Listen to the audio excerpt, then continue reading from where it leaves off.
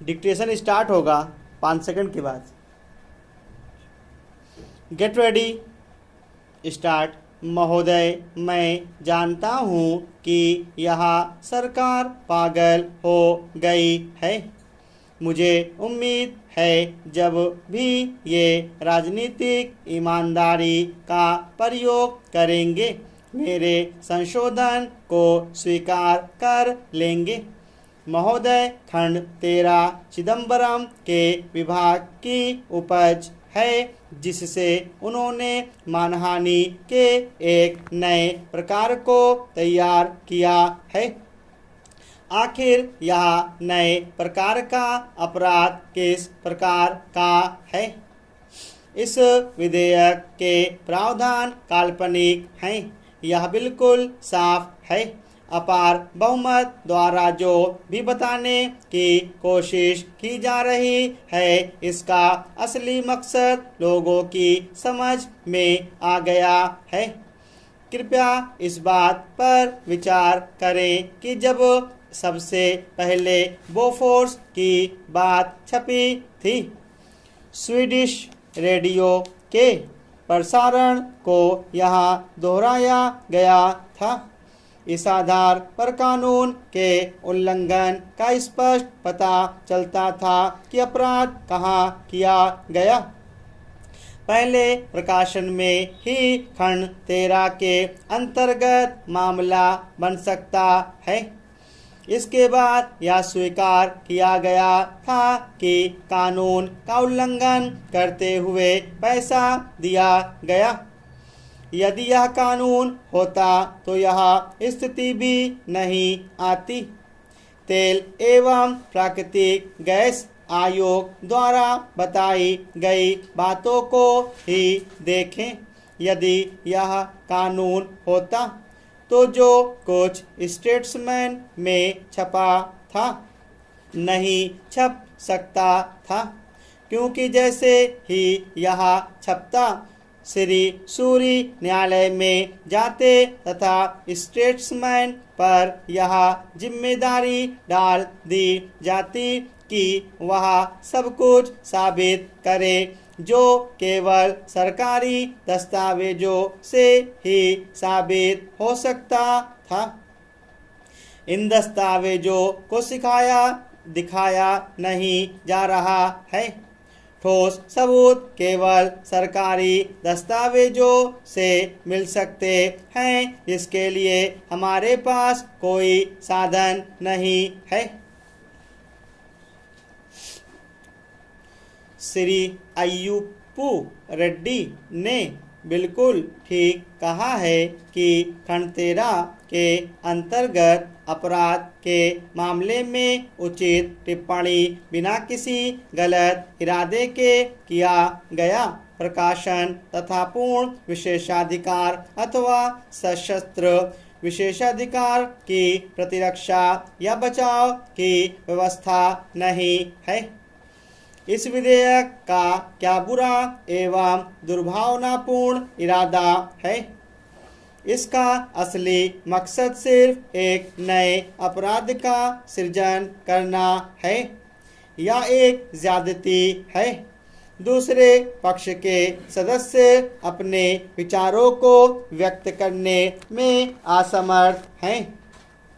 जैसा प्रोफेसर दंडवते ने कहा है कि आप बंधुआ मजदूर हैं, आप क्या कर सकते हैं? श्री चिदम्बरम अपनी पूरी योग्यता, पूरे ज्ञान, पूरे साहित्यिक व कानूनी व संविधान के ज्ञान से केवल एक उदाहरण के बारे में सोच सकते हैं कि यदि कोई नर्तकी नाचती है तो उसकी योग्यता की आलोचना की जाती है। यह एक बात है, परंतु यदि उसके विरुद्ध अनैतिक व्यापार निवारण अधिनियम के उल्लंघन का आरोप लगाया जाए तो यह गंभीर मामला होगा तथा यह खंड 13 के तहत आएगा। अतः यह मामला उसके निष्प्रयोजन चरित्र का होगा तथा यह सामाजिक अपराध है। यही मैं कह रहा हूँ। यदि आप सामाजिक अपराधों का या सामाजिक अपराध के आरोपों को भी लेते हैं तो ठीक है, परंतु आप आर्थिक अपराधों को क्यों शामिल कर रहे हैं? क्या इस सरकार में आर्थिक अपराधों से देश को मुक्त करने के लिए कोई राजनीतिक ईमानदारी है? यदि उनका विश्वास बिचौलियों व दलाली लेने में नहीं है तो वे मेरा संशोधन स्वीकार करें। कभी कभी ही सही उन्हें कुछ राजनीतिक ईमानदारी का परिचय अवश्य देना चाहिए तथा उन्हें मेरा संशोधन स्वीकार कर लेना चाहिए। इसके लिए उन्हें दलाली चाहिए या नहीं मुझे नहीं पता। यह अभी पूर्ण सजा के साथ पूर्ण अपराध है। इसमें कारावास की सजा अवश्य होगी, कारावास से कम नहीं तथा जुर्माना भी होना चाहिए। 1 वर्ष के कारावास की सजा बहुत जरूरी है, लेकिन यह किसके विरुद्ध है? इसमें प्रतिरक्षा के अवसर बहुत कम हैं तथा सरकारी दस्तावेजों के न होने पर आरोप साबित करना बहुत मुश्किल होगा।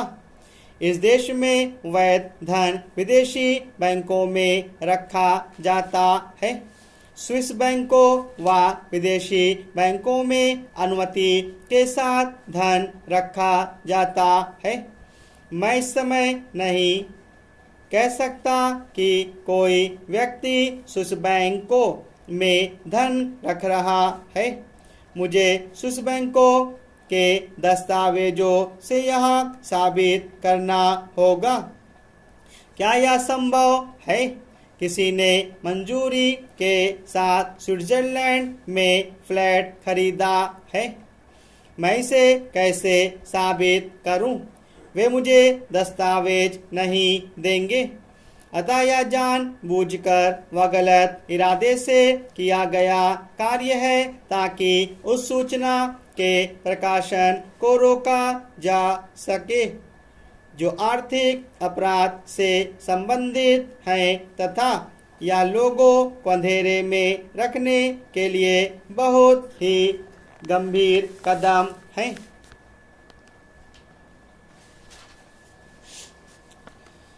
मुझे मालूम था श्री सोमनाथ चटर्जी विधेयक पर विचार के समय बोलने के लिए पूरी तैयारी से बैठे थे।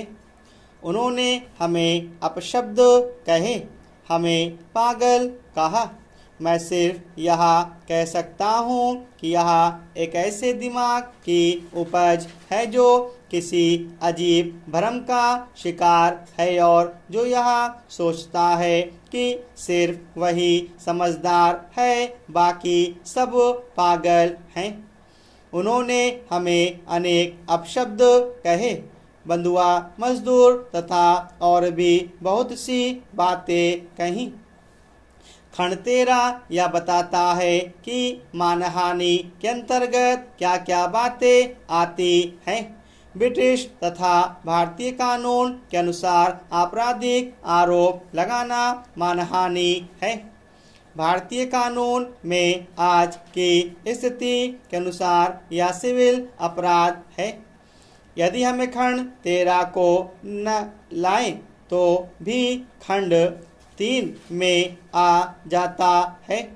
हम निष्प्रयोजन आपराधिक आरोप तथा मानहानिकारक कथनों को समझ सकते हैं। उदाहरण के लिए जैसा अभी सोमनाथ चटर्जी ने बोफोर्स का उल्लेख किया था। स्टॉप।